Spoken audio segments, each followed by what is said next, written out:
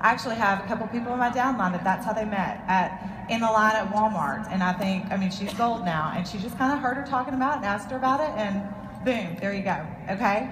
Mix your slim up in the break room, or take block before you're out when you're at lunch with your girlfriends, and let them ask you about it. You don't have to say, let me tell you about plexus slim. Just do it, and they're gonna ask you about it. That's easy. Make them ask you, all right? Mention how much more energy you have when you're at your son's third baseball game of the night, and let people say, well, gosh, you used to always complain about being tired. Why do you have so much energy? Chat it up with the mailman when you're sending out plexus samples. Go join a book club. Go to story time at a different library so that you're kind of meeting new moms. Take a speaking class at a local community college. Really and truly, the possibilities are endless. We hold an amazing opportunity that deserves to be shared. So I want you to make a list and make the connections. Then continue to expand your network and your sphere of influence so that you can add to that list and share plexus with them. If you commit to reaching out to your evolving top 20, I promise your team will grow. Amen. Okay. So you've made your list, you're contacting those top 20, and one signs on. Awesome, right? A new level 1. But now what? What is the most important thing you can do when a new ambassador joins your team? Train. Engage them from the start. Get them started strong. As you grow in your business, it is imperative that you engage your people from the get-go. Establishing belief in your new ambassador is vital to their success. You need to build into them the confidence that they too can be successful, that they can achieve their goals and their dreams, and then give them the tools in order to do so. Excitement is so high in that first week, and it's crucial that you capitalize on that.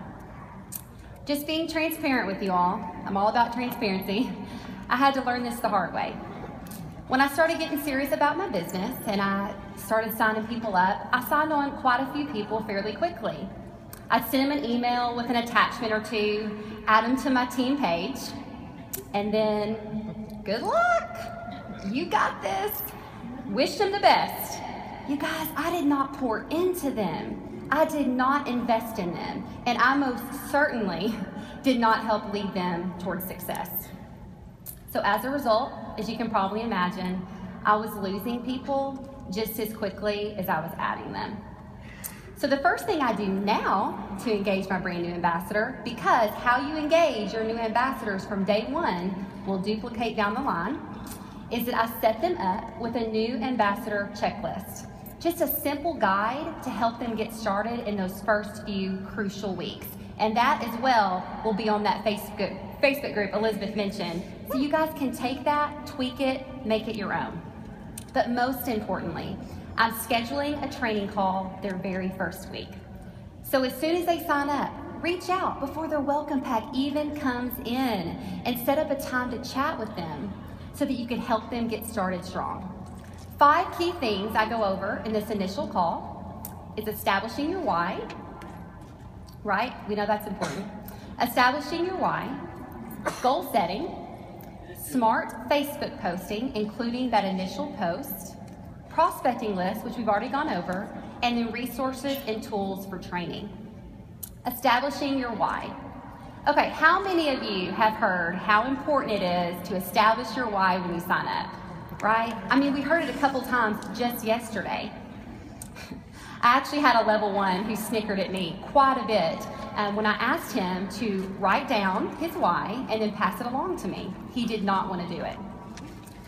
He pushed back on me, but you know what? He did do it. And a couple months later, he came back and said, Tamara, I'm so glad you pushed me to do that, because inevitably those ups and downs came in his business, and having his why established, his purpose for doing plexus, it brought him back to his foundation. It helped him to refocus and keep on going. So ask your new ambassadors, what do you want out of this?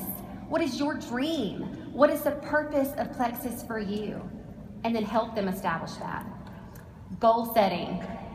What does your new ambassador want to accomplish in their very first month?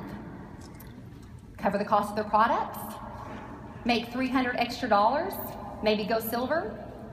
Regardless of what those first goals are, you have to help them have a plan of action in order to achieve it. Yeah, you definitely, I think that's very important for a lot of people. I mean, it depends on your personality, but I'm kind of tend to be, I want to see where this is going, you know? So if somebody says, hey, I want to get my products paid for, great, show them how to do that with 3 or 4 preferred customers.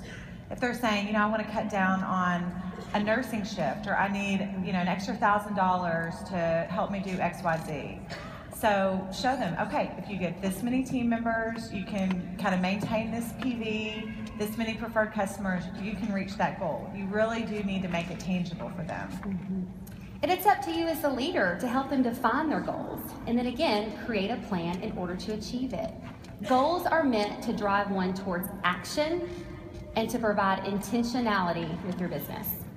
And one thing I believe is so crucial, you all, is accountability with goal setting. Have your new ambassador write their goals down and pass them along to you so that you, as their leader, can help encourage them and keep them accountable to those first month's goals.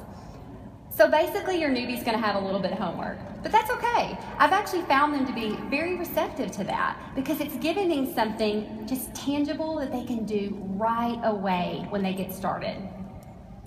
The first Facebook post.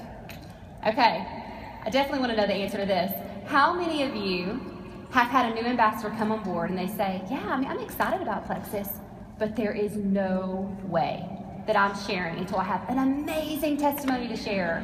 Yeah. Right? I mean, I've heard it a lot, a whole lot. In fact, I heard it just last month. I had a dear friend of mine from college who had been on that list for months. Name circled, highlighted, checked, starred. She finally was ready and she finally joined my team. I was ecstatic.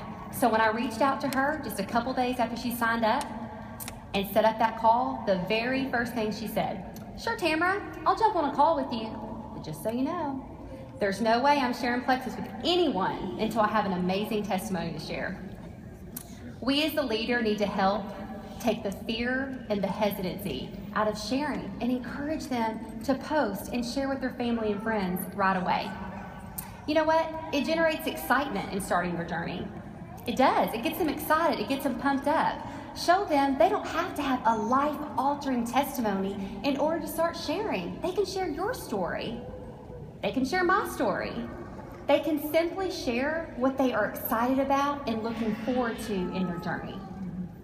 So here are a couple of examples of level ones who should be in this room somewhere of their initial Facebook post. This is Megan Garrity and Catherine Jones, and they had really great initial Facebook posts, and they got a lot of attraction right away. This is another example that we'll have posted on our group after these sessions.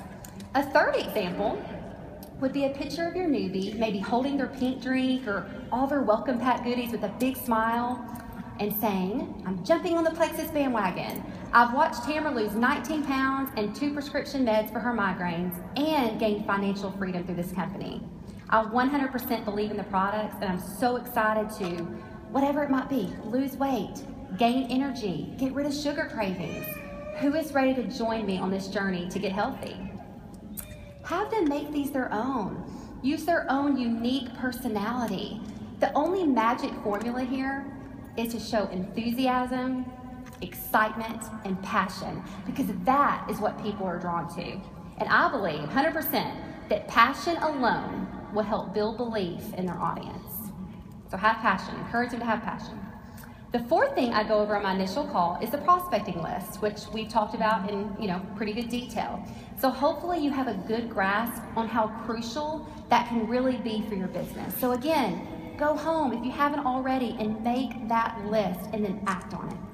I do want to add, I tell all of my, as far as with prospecting list, this kind of goes under this category, I tell all my new ambassadors, when you you signed up, send out an email to family and friends and just tell them, hey, I just wanted to let y'all know I'm starting, I've just joined a health and wellness company, or I'm starting a health and wellness business. Give them an overview of kind of the products and what the products can help with. And then just say, if you know anybody that has these issues, could you send them my way? Let them know you're going to be posting about Facebook, posting on Facebook about it. But this kind of gives them this like jumping off point, and they'll, they'll pay a little bit more attention to what you're doing on Facebook because they had this foundation that they received. Plus, it just kind of, puts it out there for everybody to see it all at once as far as your closest contacts. And really, send it to 300 people. Put them in the blind copy. They don't know. And it's not a salesy one. It's just kind of like, if I opened a new clothing store, I would tell all my friends about it. I'd go, hey, I'm doing this. Come by and see me sometime. It's just kind of this, hey, I just wanted you to know and be excited for me about this new business. And, again, not salesy, but it'll just give them this blanket of information, and hopefully they'll be paying more attention to your Facebook post and your contacts and all that. And it could generate some sales, it may not, but I promise people will watch you more closely at that point. My final point in that initial call is resources and training. We have a plethora of information available to us. Educate them on what is out there and how to find it. So we have back office resources, plexus power tools, YouTube training videos, our team training pages, and so on. There's so much information out there, you guys. Plug them in. Most people are overwhelmed when they bring on a new ambassador. They don't know how to properly coach them. They don't know how to guide them. They don't know how often should I reach out, or how do I set goals with them. And you guys, I get that. I used to feel that way too. I felt that way for a long while. But we have to train our teams well. We have to learn how to train our teams well. And that starts with you as the leader. Be engaged with your team. Teach your team to be problem solvers, and encourage each new team member to begin developing their own leadership skills from the get-go. And that starts with that initial call. Great thing about this call is that you can implement it one of two ways. One-on-one with your level 1, or bring in your upline on the training call. So you're connecting that new ambassador to another source of support and training encouragement.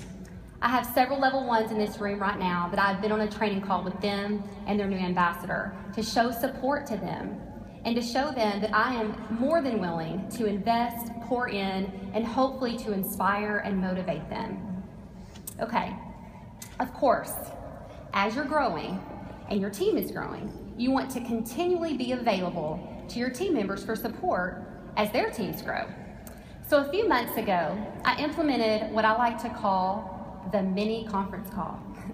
They have been very effective to target and train my team to their specific needs.